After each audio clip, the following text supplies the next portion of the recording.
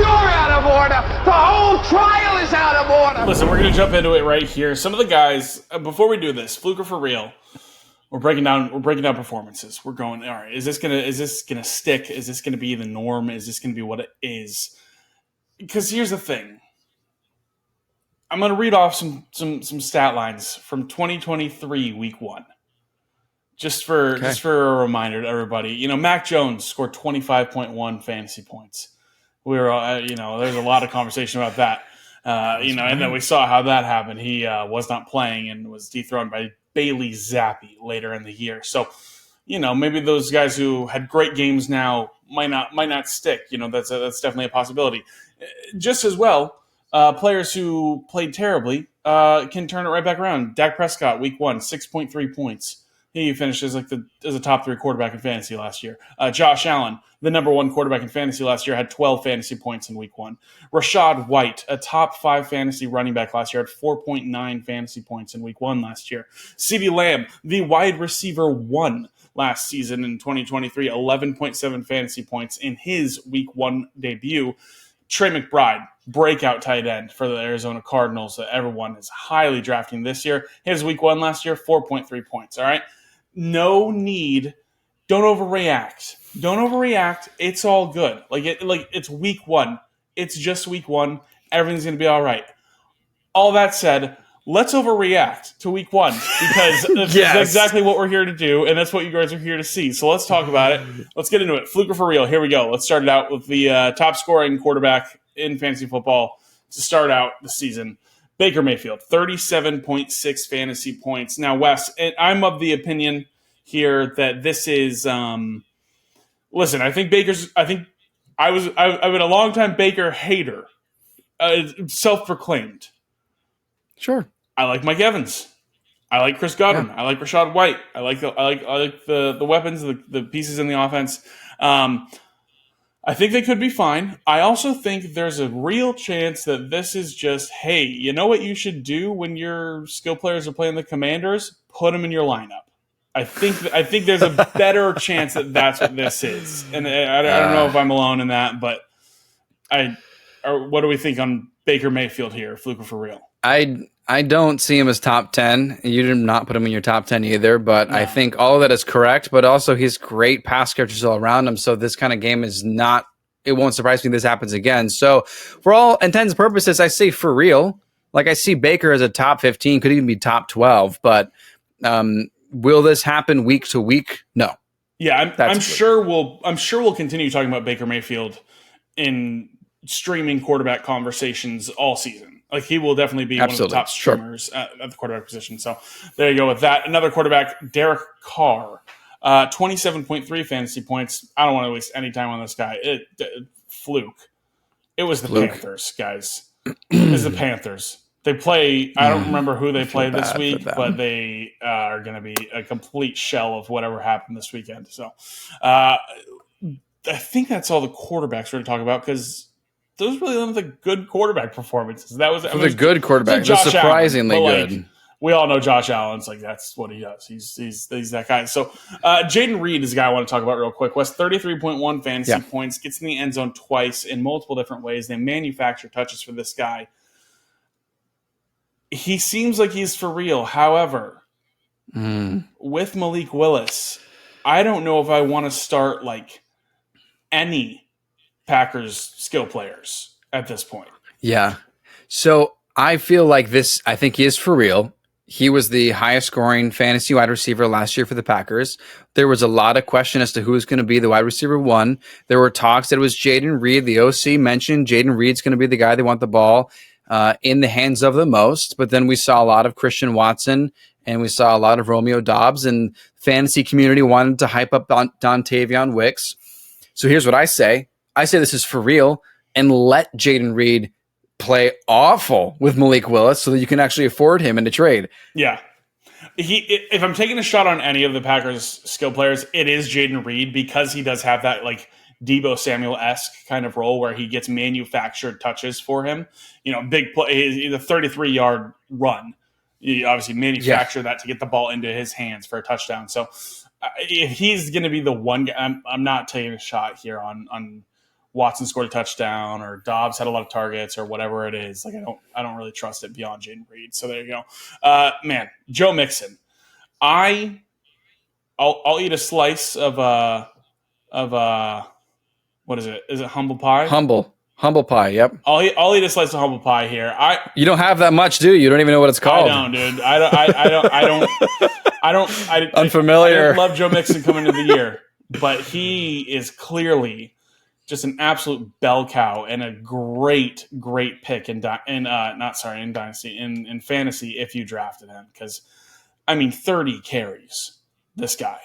Absolute just bell cow work. He played I think it was over 80% of the snaps. This guy is just somebody they want heavily involved. I think this is for real. I think we'll see multiple 25-plus point games from Mixon this season. And, I think it's definitely for real for him. Yeah, I won't go as far as say that he is for sure top 10. I did a little bit of research. On average, the running back that has the most carries in week 1 finishes as RB 10. And Joe Mixon's been a top 10 running back for several years, so it's entirely possible. But this is a different receiver room, so I won't go that far to say, oh, he is the guy. Go trade the farm to get Mixon. This is going to be the best running back on your team. But yes, top 15 Mixon for sure. Sweet. Love it. Let's talk about another running back here, J.K. Dobbins, guy that was going really late in fantasy drafts. And listen, he balled out. He balled out for fantasy. If you ended up having him in your lineup for some reason, congratulations, 23 fantasy points, 10 carries for 135 yards and a touchdown. He also had 3 targets. He caught all of them for 4 receiving yards.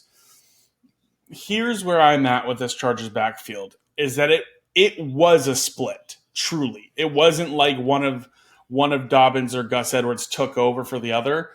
I'll be honest, J.K. Dobbins had 4 rushing yards in the first half, and then he broke off 2 long runs in the second half that ended up really giving him a good fantasy day. But so I think they're both going to have their weeks, but I think this kind of upside is definitely around for J.K. Dobbins going forward.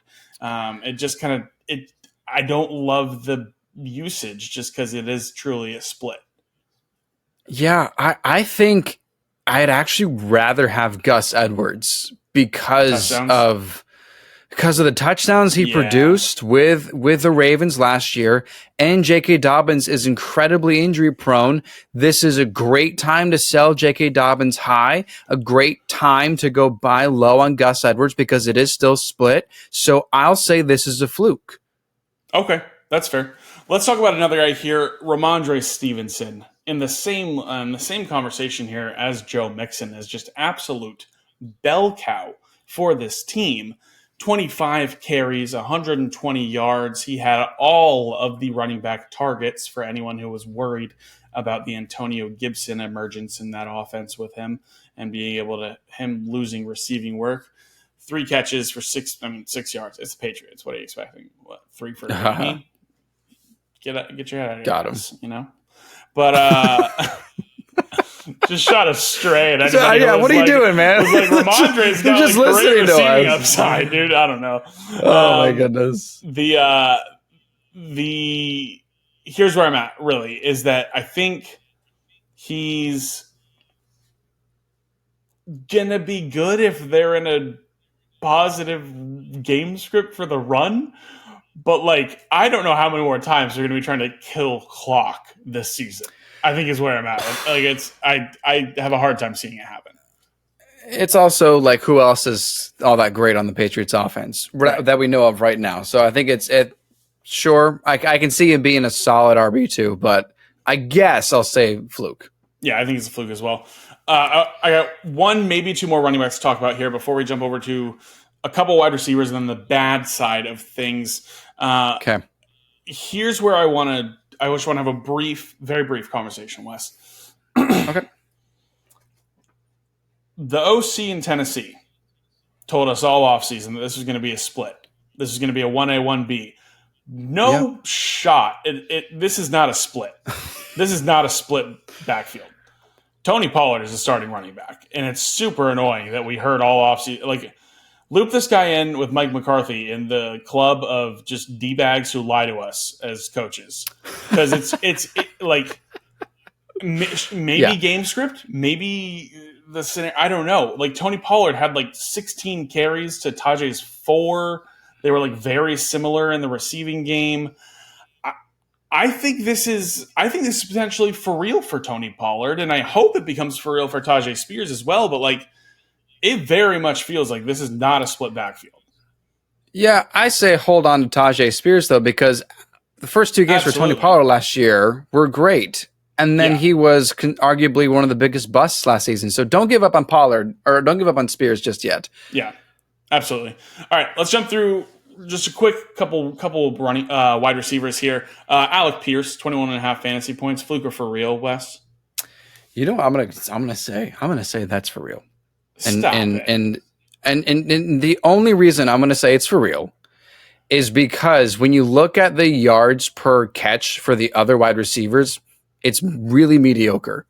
And Richardson, the whole hype behind him and his pro day was that arm. He can throw a million yards. And this is what I was reading in camp. So I'm going to go out on a limb and I'm going to say this is for real. Do you think you should start him? Probably not. But I expect to see a few more games like this from Alec Pierce. I'll say for real. Okay, let's hope one of Richardson's 9 completed passes next week is another bomb touchdown to Alec Pierce. I mean, I don't know about that. But, okay, another guy who just had a bomb touchdown, Rasheed Shaheed. I don't trust the Saints, but I know this is Shaheed's game. He gets a bomb touchdown here and there, and that's kind of how it goes. Yeah. But I mean... I say... Do we have Chris Olave later on? Because we'll talk about him, because I think that's a comment more about Olave. Yeah, absolutely. Yeah, well, we can talk about it in the bad section here. Last one I want to talk about, just because I think it's a point of emphasis here. Alexander Mattison. Add Antonio Pierce to that group chat of D-bag coaches who lie to us. Because I mean, I get it. Xavier started. And it's like they wanted him to be the guy, it seems like. But he played like 38% of snaps. It was like, dude, like this guy feels not involved at all. And our man who broke our heart last season, who just pissed us off, couldn't believe Alexander Mattison was involved. He seems like the receiving back, and I'm concerned that the Raiders are not going to be like the Patriots in a lot of scenarios where they're just running the clock out. So I don't know what to do with this backfield.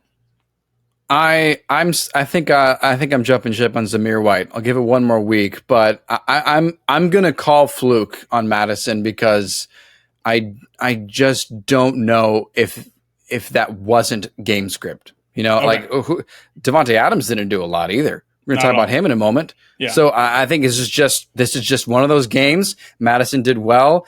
Zamir White did not do well, but I'm not buying in on Zamir White anymore, I don't think. So I'll call it fluke and bad for the Raiders offense all around, except Brock Bowers. Yeah. Hooray. Before I jump to bad, a couple of rookie wide receivers I just want to make one note on. A couple of guys that I was happy to see get in the end zone. Ladd McConkey and Brian Thomas Jr. Good things to come for those guys with how involved they were in their offenses in week 1. So good things to come there. Let's jump over to the bad because there's a bit of it here. Starting with the Bengals. Joe Burrow, 8 points. Jamar Chase, 12.2 points. Dude, what the hell is going on in Cincinnati? Like, this is just like I've heard like a lot of people saying it. It's just like, dude, this is just like bad vibes all around coming out of Cincinnati. Like this, like over the past month. Like, it's just frustrating. I won't comment because I don't have either of these guys in my top 10. So I'll leave it up to you and your determination. The only thing I will point out is that Burrow just, I guess, is awful week 1. Dude, I guess that's terrible. Just what he does. The 3 Bengals years in a row. Suck in week 1. I don't know what it is. I don't understand, but it definitely. I heard somebody. I don't remember who it was on Twitter, but I saw someone tweet out saying like it definitely feels like the Bengals miss Joe Mixon. Like it felt like the Patriots defense was like, no one's running the football for you. So we're just preparing for the pass. And Burrow, like the completion percentage wasn't even bad. He's 21 for 29. It's a good percentage. It was good, but like 164 yards, no interceptions, no touchdowns. Like it was just, dude. I don't want to overreact, but it's like 3 years in a row they suck ass week 1. Like, I don't understand what it is about the Bengals in week 1, but I don't know. We'll see. We'll see how it pans out. I'm not sure. I don't know if I have a call on Fluke or for. Apparently, based on history, this is for real for week 1. So be cautious rolling out your Bengals over the next 3 weeks. Is what was I guess what we're saying here. CeeDee Lamb, 13.6 fantasy points. That's not what people want from their potentially 101 player that they drafted. This is the fluke. The game script for the Cowboys this week was just absolutely terrible. I mean, it was. They came out. They were Dak was playing great. Hit Brandon Cooks on a touchdown that could have been CD, and then they just they got a special teams touchdown. The defense was doing their thing against Cleveland. A lot better days to come for the Cowboys for sure. We mentioned him a little bit, Wes. It's Davante Adams. Correct me if I'm wrong. I don't know of a consensus, maybe talent-wise, top 10 wide receiver in the league who tends to come into week 1 and get out-targeted by a rookie tight end. Now, I could be wrong. It could be wrong there, but I just think I mean, here's the thing. I'm going to call this a fluke because we saw this starting out last year, and Adams just one way or another, he's going to walk up to Gardner Minshew this week at practice and like grab him by the throat and be like, "Hey, throw me the ball 20 times." Cool? Like, he gets his way. He is in the ear of Antonio Pierce, and I think this is going to be schemed that way. But, you know, neither of us had him top 10 wide receiver this year. So this isn't necessarily a surprise. No, I think this is for real, though. I think this is for real. I mean, for real in what way though? Like he's going to score like this is his ceiling is 11 points. As far as like being in jeopardy of missing top 15. I don't think he'll be top 15. That's for real. I think that's very fair. Yeah, he was my late teens. Then we're on the same page. I think he might have been outside my top 20 coming in as far as rankings go, which felt disrespectful. But hey, trust yourself, I guess. Amon-Ra, we kind of talked about it already. This feels fluky because this guy, I don't know how many times this season Jameson Williams will end up out targeting Amon-Ra St. Brown. This feels very fluky. The dude was invisible. For one reason or another, I think they're just gonna have to look at it and go, okay, listen. Obviously they won in overtime, but I think they're not gonna just go throughout the season and not get this guy targets. So, 6 targets is like a low end for what he ends up usually getting, but it's definitely cause for concern. It's definitely you're more out on him than I am, Wes. Obviously, I think he's definitely going to bounce back here. But what are your thoughts? I think he will have good games. In the offseason, I said historically he's not going to be top 10. But I predicted him being a top 10 wide receiver this week, so this is a bit surprising to me as well. But you know my thoughts. We'll get on to these other guys that absolutely really helped us out. Oh boy, Dalton Kincaid. What the hell, dude? I mean, they were down 14. They had to come back to win the game, and he got 2 targets. This is concerning. I'm not my panic meter isn't off the charts, but this is I am a little worried. I'm a little worried here. You know, we had some comments from one of our episodes in the offseason about will these numbers in history change your mind about fantasy football? And, here's what I decided to look up. We had some comments saying this will be great. Do another one. Well, here's a little bit of some information. I looked up the data for what top 10 tight ends do in week 1. 81% of the top 10 tight ends catch at least 3 footballs week 1. Dalton had 1. That didn't happen. No, he had 1 catch. Yeah, and that is a concern. Now, can he be part of that 20% that makes top 10? I think so. Yeah, but I think he can too. I have to say this is a fluke for now, and we get to find out Thursday night right away. Yeah, it's just so weird. Just so weird. Another guy in the same game, Marvin Harrison Jr., rookie wide receiver that we, love. He's Oh my highly gosh. touted. 1.4 points, 1 catch, 4 yards, 3 targets. Very strange. Another stat is that wide receivers in the top 15 see 4 or more targets in week 1. He only had 3 targets. That's also concerning. I'm not pulling the plug on Marvin Harrison Jr. just yet, but no. And I'll be honest, I'm actually not like super worried. It just definitely was alarming, but I'm more frustrated that it happened. The reality became he ran the most routes on the team, and he had the most snaps of any player on the team not named Kyler Murray. So he's out there. So I think they're going to go back to the drawing board and look at film and go, I think a lot of you might have seen it already. There's one play where he's wide open for like a 45-yard touchdown, and Kyler's just the Cardinals offense just felt weird. It felt like they went up 14 points, and then they just got conservative.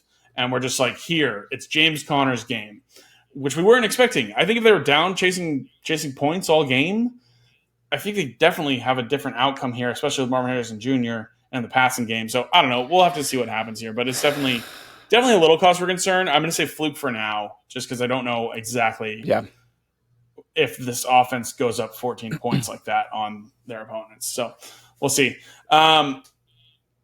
Couple of guys out in the Seattle wide receiver room, West, that we both were pretty high on this offseason. I'm going to call flukes here for DK Metcalf, at least. And I hope it's a fluke for JSN. Here's my thing. Tyler Lockett looked great. Tyler Lockett looked like the best wide receiver in that room. Ageless wonder. Right. And so I'm like, hey, new OC, where's this whole Washington Huskies, offense that you want to bring over that had 3 proficient wide receivers in it? I'm not worried about DK. I'm a little worried on JSN. Me too. He's so talented, but it's dude, what's wrong here? And the Broncos secondary is above average, especially Pat Surtain. That's why I'm not worried about DK. He's a newly got the bag Pat Surtain.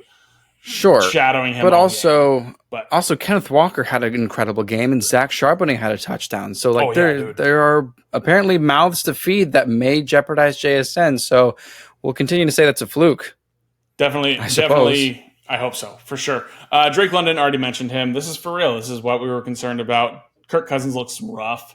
Doesn't look like he's fully healthy from that Achilles tear. So I don't know. We'll see about that. Goodness for Kyle Pitts' touchdown. Otherwise, he'd be on this segment too. He had a great week in terms of week 1 NFL tight ends for fantasy this week. I think he was fourth. And he had 11 points. It's terrible. Anyway, all right, here we go. Chris Olave, we mentioned it. This team just felt weird, and it was then. And in the defense, I think this is a fluke with Olave. I think he's definitely so much more talented than this. I hate Derek Carr with a passion, but I think he just needs to get him the football more. And Rasheed and Derek Carr have this Stafford Cup relationship, it seems, and they're going to Waffle House or whatever. But I think this is a fluke on Olave. I'm not too worried, especially given that they didn't throw the football in the second half. But I've never been that high on Olave, so I'll just leave that in your hands. I've just never thought he was all that great. That's fair. You were definitely high on this guy, Diontae Johnson, who was in that same game, in a game where they threw the football a ton. I liked the end zone targets. I liked that, and that was pretty much it. Yeah, 6 targets. This surely is Diontae Johnson's worst week. This is surely the worst week for the Panthers this season. You'd like to believe so. Oh, man. I had my roommate. He doesn't watch football. I live in California. He goes, God, Panthers suck, huh? And I was like, how did you know about that? He goes, everyone's talking about it. And I was like, wow, how is it that big of a deal? So Diontae Johnson, it's a fluke. Just give it some time. Don't start him yet. Give it some time. Yeah. Last couple here to close it out. Amari Cooper, I think this is a fluke. Deshaun Watson sucks. All right. I was wrong. I knew I wasn't wrong. I knew he sucked. I said the only thing that looked good Right. last year on the Browns was Amari Cooper. And I love the 9 targets. Yes. And he dropped a touchdown. And so this is a much different week that we're talking about. He's probably in the good section if he catches that ball. So he had like a 40-yard touchdown that he dropped. We're looking at like a mid-teens output from him there. So this is fluke for Amari Cooper. Can't wait for Jameis Winston. Me too, dude. I'm banging the drum now. I'm with you. Bench him. Here's the last one I want to talk about. Christian Kirk. All right, 4 points. Sucked. It wasn't fun. It wasn't fun to be a Christian Kirk owner. I really liked him this year. I still really like him. You know why? He had the same amount of targets as Brian Thomas Jr. But Brian Thomas Jr. caught the touchdown. Christian Kirk had 2 drops that would have amounted to about 6 or 7 more fantasy points for him. It's not great, but that's what we know about Christian Kirk is that it's like he can be like a 12-point to 15-point contributor with that upside if he scores a touchdown. I'm not giving up on Christian Kirk yet. I think this is a fluke. I watched the full game because I was watching the Dolphins game. I saw every target. He had 2 really bad drops. So I'm not too concerned, and I think he's definitely going to still be able to be a guy who is involved in the offense for sure. And that's it, dude. Fluke for real. That's it. Bum, ba, bum, bum. We are Here we farmers.